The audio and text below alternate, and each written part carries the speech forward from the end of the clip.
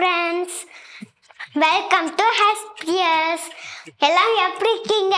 ஹே Bablu, குட்டீஸ்க்கு welcome சொல்லணும். நீ என்ன பண்ணிட்டுக்க? நீ டான்ஸ் எடுத்துக்க. பப்ளு இவ என்ன பண்ணிட்டுக்கான்னு பாருங்க. ஐயோ, என்னை யாரோ ஃப்ரீஸ் பண்ணிட்டாங்களே, என் கையும் காலும் வர மாட்டேங்க. பப்ளு, நீ தானே டான்ஸ் அண்ணா இருக்காங்க தான் நான் உன்னை ஃப்ரீஸ் பண்ணி விட்டுட்டேன். ஐயோ லிபானியா, நான் தெரியாம ஒரு ஜாலியில ரொம்ப டான்ஸ் ஆடிட்டேன். நீ கூப்பிட்டத கூட கேட்காம ப்ளீஸ் என்னை ரிலீஸ் பண்ணு. நோ நோ நோ ப்ளீஸ் லிபானியா, என் கையும் காலும் வர மாட்டேங்க. குட்டீஸ்க்கு ஹாய் கூட சொல்ல முடியல. இதுதான் உன்னோட பனிஷ்மெண்ட். நான் இந்த பனிஷ்மெண்டோட எவ்வளவு நேரம் தான் இருக்கிறது? முதல்ல நம்ம சாங் பாட்டுட்டு வரலாம். சரி, ஓகே.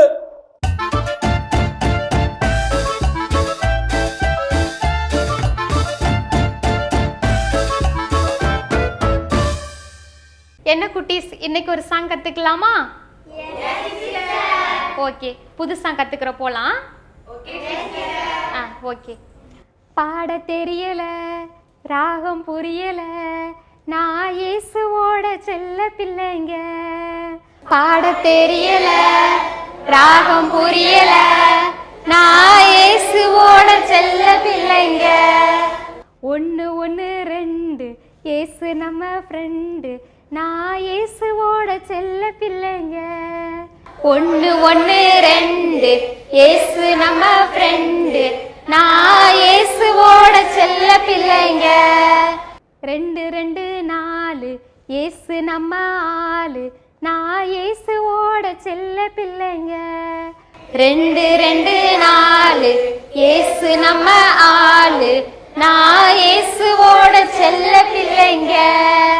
3 3 6 இயேசு சூப்பர் ஸ்டாரு, நான் இயேசுவோட செல்ல பிள்ளைங்க. 3 3 6 இயேசு சூப்பர் ஸ்டாரு, நான் இயேசுவோட செல்ல பிள்ளைங்க. 4 4 8 இயேசு நம்ம லட்டு, நான் இயேசுவோட செல்ல பிள்ளைங்க. 4 4 8 இயேசு நம்ம லட்டு, நான் இயேசுவோட செல்ல பிள்ளைங்க. 5 5 10 இயேசு நம்ம சொத்து, நான் இயேசுவோட செல்ல பிள்ளைங்க. 5 5 10 இயேசு நம்ம சொத்து, நான் இயேசுவோட செல்ல பிள்ளைங்க. 5 5 10 சாத்தான குத்து, நான் இயேசுவோட செல்ல பிள்ளைங்க. 5 5 10 சாத்தான குத்து, நான் இயேசுவோட செல்ல பிள்ளைங்க. பாட தெரியல, ராகம் புரியல, நான் இயேசுவோட செல்ல பிள்ளைங்க.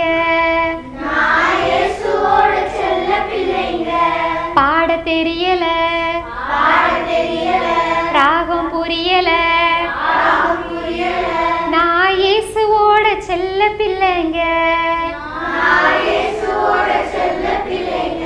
1 1 2 இயேசு நம்ம ஃப்ரெண்டு, நான் இயேசுவோட செல்ல பிள்ளைங்க. 2 2 4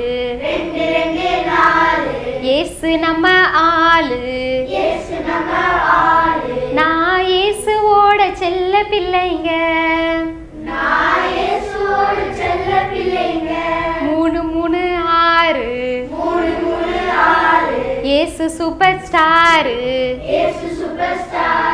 நான் இயேசுவோட செல்ல பிள்ளைங்க. 4 4 8 இயேசு நம்ம லட்டு, நான் இயேசுவோட செல்ல பிள்ளைங்க. 5 5 10 இயேசு நம்ம சொத்து,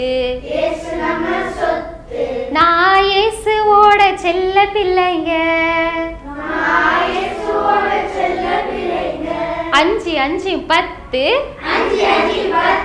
சாத்தான குத்து, நான் இயேசுவோட செல்ல பிள்ளைங்க. 5 5 10 சாத்தான குத்து.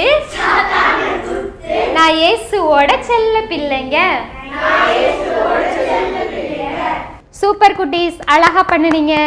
நாளைக்கு மறுபடியும் இது மாதிரி ஒரு புது சாங் கத்துக்கலாமா? Okay bye. Wow wow wow, song நல்லா இருந்துச்சுல. பப்ளு, உனக்கு சாங் பிடிச்சிருந்துடா?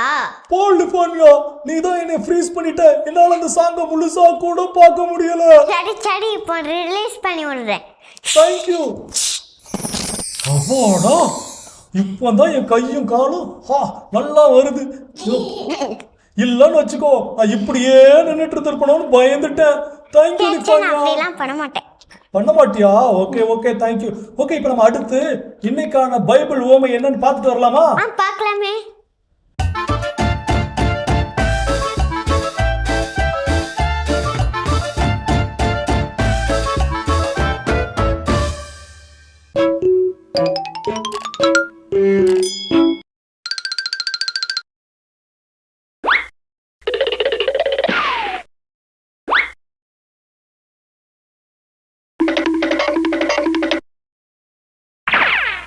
மத்தேயு 13:24 முதல் 30 முடிய.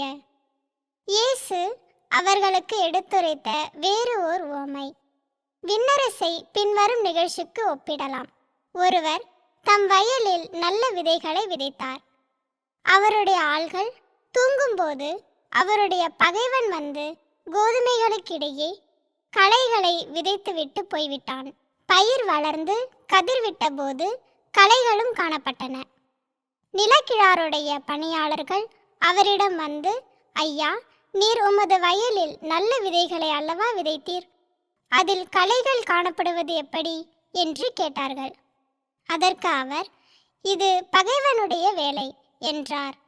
உடனே பணியாளர்கள் அவரிடம், நாங்கள் போய் அவற்றை பறித்து கொண்டு வரலாமா, உம் விருப்பம் என்ன என்று கேட்டார்கள்.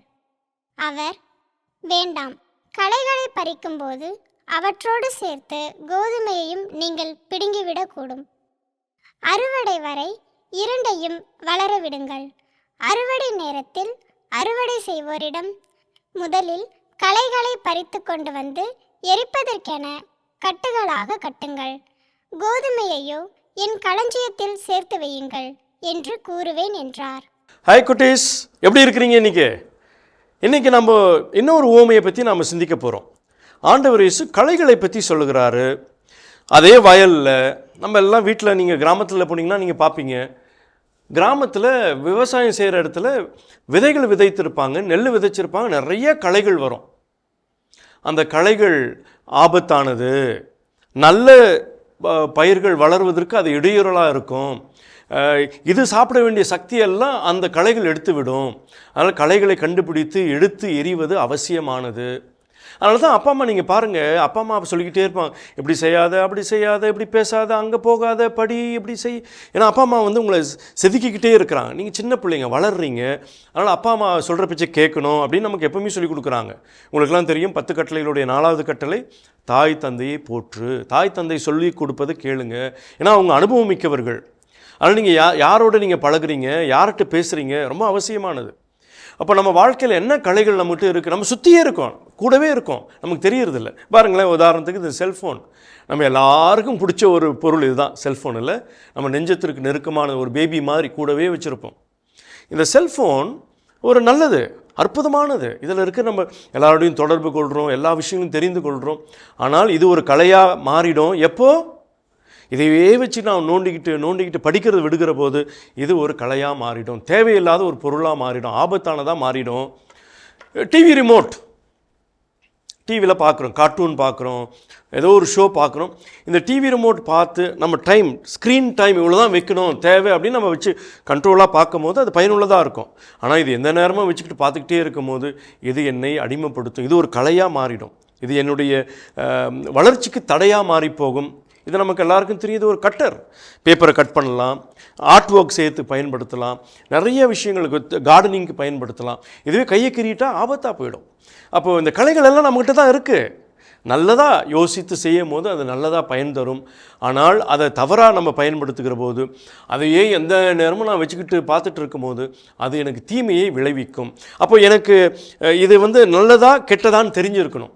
இது களையா இல்லை பயிரா அப்படின்னு நம்ம தெரியணும். அது தெரிகிற பக்குவம் நமக்கு இல்லாத போது தான் பெற்றோர் நமக்கு வழிகாட்டிக்கிட்டே இருப்பாங்க. சொல்லுவாங்க, show me your friends, I will tell who you are. உன் நண்பர்களை காட்டு, நான் நீ யார் என்று சொல்வேன். அப்போது நான் நல்ல நண்பர்களோடு இருக்கணும். திருப்பாடல்கள் சொல்லுகிறது முதல் அதிகாரம், நல்லவர்களோடு சேர வேண்டும், நல்ல கூட்டமைப்போடு இருக்க வேண்டும், நல்ல நண்பர்களோடு சவகாசம் வைத்து கொள்ள வேண்டும். வள்ளுவர் இதை சொல்லுகிறார். அப்போ நல்லவற்றை நாம் தேடிட வேண்டும். நம்முடைய வாழ்க்கையில் எந்த நேரமும் நல்லவற்றை தேடிட வேண்டும். களைகள் எது என்பதை நாம் பார்த்து கொள்ள வேண்டும். அது கூட இருக்கிறதே நல்ல விஷயங்களையும் நமக்கு கலையாய் மாறி போகலாம். நம்மை தவறாய் வழிநடத்துகிறவர்கள், தவறான விஷயங்களை சொல்லுகிறவர்கள், இவர்களெல்லாம் அவ்வப்போது தொடர்ந்து நாம் இனம் கண்டு கொள்ள வேண்டும். நல்லவர்கள் மாதிரியே இருப்பாங்க, ஆனால் அவர்கள் தீயவர்களாக இருப்பாங்க. செல்ஃபோன் இருக்குது, நல்லதாக்கா பயன்படுத்திக்கிட்டே இருப்போம், ஆனால் நமக்கு தெரியாமே நாம் அதுக்கு அடிமையாய் மாறிப்போம். ஆனால் கலைகளை அறிந்து தெரிந்து அவற்றை எடுத்தெறிய வேண்டும். நமக்கு தெரியலையா, பெற்றோர்கள், நம்முடைய ஆசிரியர்கள், நம்முடைய நண்பர்கள் நமக்கு சொல்லிக் கொடுக்குற போது அதை ஏற்றுக்கொள்கிற திறந்த மனம் வேண்டும். அப்போ நம்ம சிறப்பாக அற்புதமாக வளர முடியும். அதற்கான ஆற்றலை கேட்போம். நாளைக்கு இன்னொரு ஊமையில உங்களை சந்திப்போம். அதுவரை விடைபெறுவோம். நன்றி, வணக்கம். வாவ், சூப்பரான பைபிள் வெர்சஸ் கேட்டாச்சு. லிவானியா, அடுத்து நம்ம ஷோல என்னன்னு எனக்கு தெரியுமே. நீ ஒன்னும் சொல்ல வேண்டாம் மாமா, குட்டீஸ்க்கே தெரியும். மாமா கேம் விளையாட போறோம். எஸ், இட்ஸ் கேம் டைம் நவ.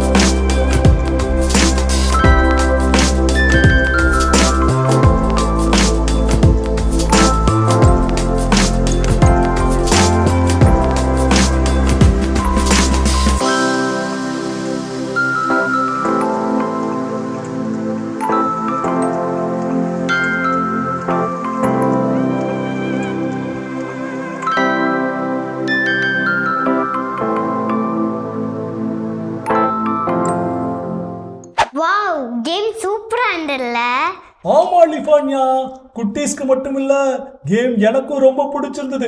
ஆனா ஒரே ஒரு வருத்தம் தான், இந்த கேமை நான் விளையாட முடியலன்னு ரொம்ப வருத்தமா இருந்துச்சு. பட்டம் படாத பப்ளு, நான் உன்னைய ஃப்ரீஸ் பண்ணி விளையாட்டா? ஐயோ, மறுபடியும் என்ன ஃப்ரீஸ் பண்ண போறியா? வேணாம் வேணாம் வேணாம், நம்ம இப்போ குட்டீஸோட குட்டி கதை என்னன்னு கேட்டுட்டு வரலாம்.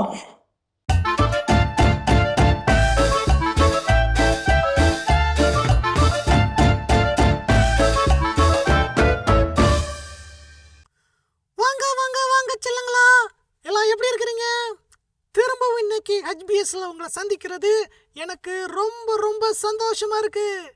ஓகே, இன்னைக்கான புனிதரோட கதை என்னன்னு தெரியுமா? நானே உங்களுக்கு சொல்றேன் செல்லுங்களா. இன்னைக்கு நாம தெரிஞ்சுக்க போற புனிதரோட கதை யாரு இது அப்படின்னு பாத்தீங்கன்னா, பதுவை புனித அந்தோணியார். இன்னைக்கு நம்மள நிறைய பேருக்கு ஆண்டனி, அந்தோணி, ஆண்டன் அப்படிலாம் நிறைய பேர் வைக்கும் இல்லையா புனித அந்தோணியாரோட பேரை. அந்த அந்தோணியார் பத்தி தான் இன்னைக்கு நாம தெரிஞ்சுக்க போறோம். இவர் ஆகஸ்ட் 15ஆம் தேதி 1195 வருஷம் பிறந்தாரு. ரொம்ப பெரிய பணக்கார குடும்பத்தில் பிறந்தாரு. அதனால இவங்க அப்பா அம்மா இவரை ரொம்ப ரொம்ப நல்லா செல்லமா பாசமா வளர்த்து வந்தாங்க. உங்க வீட்டிலலாம் உங்க அப்பா அம்மா உங்களை நல்லா செல்லமா பாசமா பார்த்துக்கிறாங்க இல்லையா? அதே மாதிரி தான் அந்தோணியாரோட அப்பா அம்மாவும் அவரை ரொம்ப பாசமா பார்த்துக்கிட்டாங்க. அப்போ ஒரு நாள் அந்தோணியார் அவங்க அப்பா அம்மா கிட்ட போய், நான் வின்சென்ட் சபையில சேர்ந்து ஒரு ஃபாதரா, அதாவது ஒரு அருட்தந்தையா மாற போறேன்னு சொன்னாரு. இதை கேட்ட உடனே அவங்க அப்பா அம்மாவுக்கு தூக்கி வாரி போட்டுருச்சு. ஐயோ, வீட்டில் இருக்கிறது ஒரே ஒரு புள்ள, இந்த புள்ளையும் நம்ம ஃபாதரா அனுப்பிட்டா என்ன பண்றது அப்படின்னு ரொம்ப யோசிச்சாங்க. முடியவே முடியாதுன்னு சொன்னாங்க. ஆனா அந்தோணியார் யாரு? அவர் சம ஆள் இல்ல. அவர் எடுத்த முடிவில் அவர் கொஞ்சம் கூட மாறவே இல்லை. அவர் அவங்க அப்பா அம்மா கிட்ட, நான் உறுதியா புனித வின்சென்ட் சபையில சேர்ந்து இறையியல் படிக்க போறேன், ஒரு ஃபாதரா மாற போறேன்னு ரொம்ப உறுதியா சொன்னாரு. இதை கேட்டதும் அவங்க அப்பா அம்மா கொஞ்ச நாள் பொறுத்து பார்த்தாங்க. அந்தோணியாரோட முடிவில் எந்த மாற்றமும் இல்லை.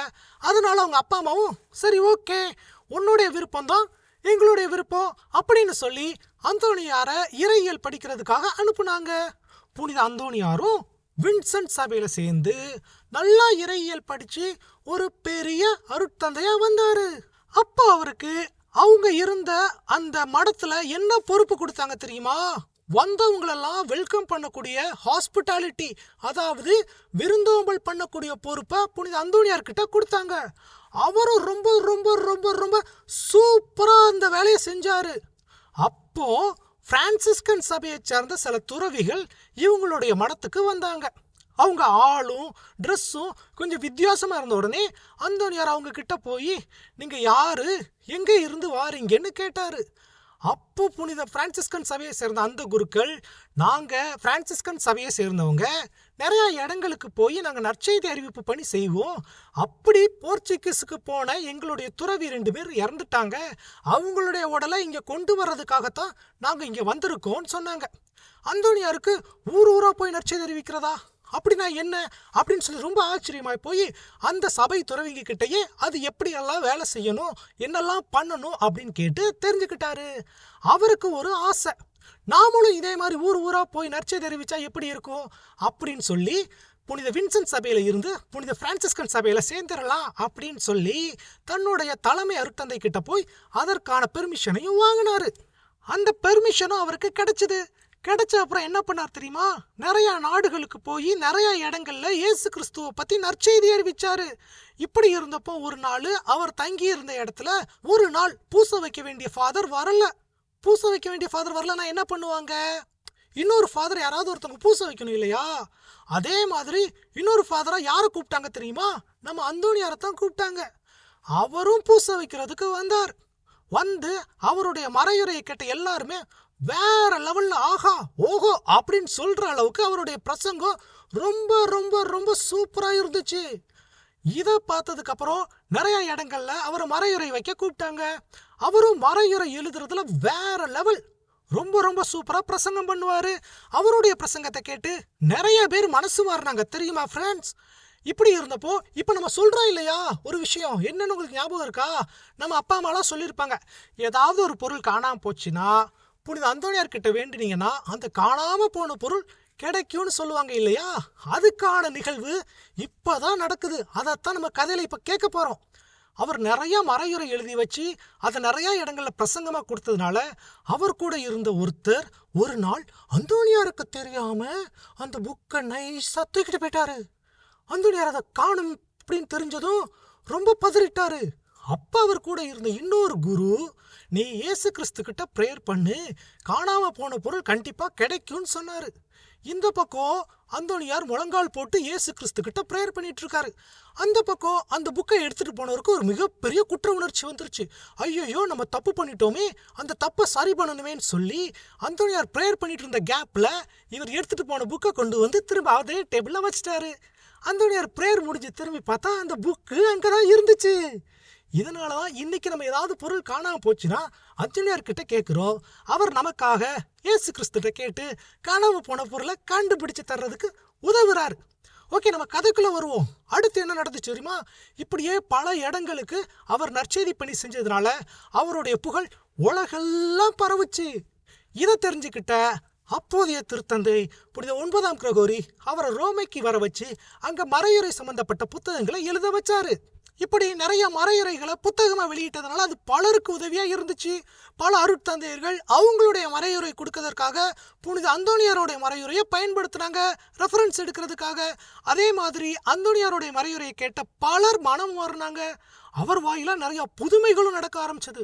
இப்படி இருந்தப்போ புனித அந்தோனியாருக்கு உடம்பு சரியில்லாம போய் ஜூன் 13ஆம் தேதி 1231 வருஷம் அவர் உடல் நலம் இல்லாம இறந்து போயிட்டாரு. ஸோ இதுதான் புனித அந்தோனியாரோட கதை. என்ன ஃப்ரெண்ட்ஸ், எனக்கு புனித அந்தோனியாரோட கதை உங்களுக்கு ரொம்ப பிடிச்சிருந்ததா? ஓகே ஃப்ரெண்ட்ஸ், இதே மாதிரி நாளைக்கு வேற ஒரு புனிதரோட கதையோட நான் உங்களை வந்து பார்க்குறேன். Tata, bye bye. Wow wow wow, ரொம்ப ரொம்ப சூப்பரா நம்ம குட்டி பாப்பா இன்னைக்கான கதையை சொன்னாங்க இல்லையா லிஃபான்யா? ஆமா நிறைய நல்ல நல்ல கதையா சொல்றாங்க தானே? ஆமா ஆமா, நீ எனக்கு ஒரு ப்ராமிஸ் பண்ண ஞாபகம் இருக்கா? எனக்கு கதை சொல்லித்தரேன்னு. ஆனா நீ சொல்லித்தரவே இல்லையே. நீ கிளாப் வாங்கவ கடை சொல்லிட்டு நான் வந்து கிளாப் பண்ணுவான்ட்டு நோ நானே கடை சொல்லி நானே கிளாப் வாங்கிக்கிறேன். நீ ரொம்ப ரொம்ப உஷாரா தான் இருக்கிற. எனக்கு கதை சொல்லி கொடுத்தா நான் கிளாப் வாங்கிடுவேன், நீ ஏன் வாங்க போற அப்படிதானே? எஸ். சரி சரி, நம்ம ஷோவோட எண்டுக்கு வந்துட்டோம். ஒரு ப்ரேயரோட இன்னைக்கான ஷோவை நம்ம க்ளோஸ் பண்ணிடலாமா? அப்படி ப்ரேயர் பண்றியா? எஸ். ஓகே குட்டீஸ், நம்ம லிஃபான்யா ப்ரே பண்ண போறாங்க. எல்லாரும் கையை கும்பிட்டு கண்ணை மூடிக்கோங்க. அன்புள்ள இயேசுவே, நாங்க அம்மா அப்பா கீழ்ப்பஞ்ச பிள்ளையாக்கணும். ஆமென். ஆமீன். சூப்பர். நேத்து மாதிரி இன்னைக்கும் ஷார்ட் அண்ட் ஸ்வீட்டா ஒரு ப்ரேயர் சொல்லிட்டீங்க. ஓகே குட்டீஸ், மீண்டும் நாளைக்கு உங்களை நாங்க சந்திக்க வரோம். அதுவரை bye bye from Bablu. Bye from லிஃபான்யா. இயேசுவுக்கே புகழ். மரியே வாழ்க.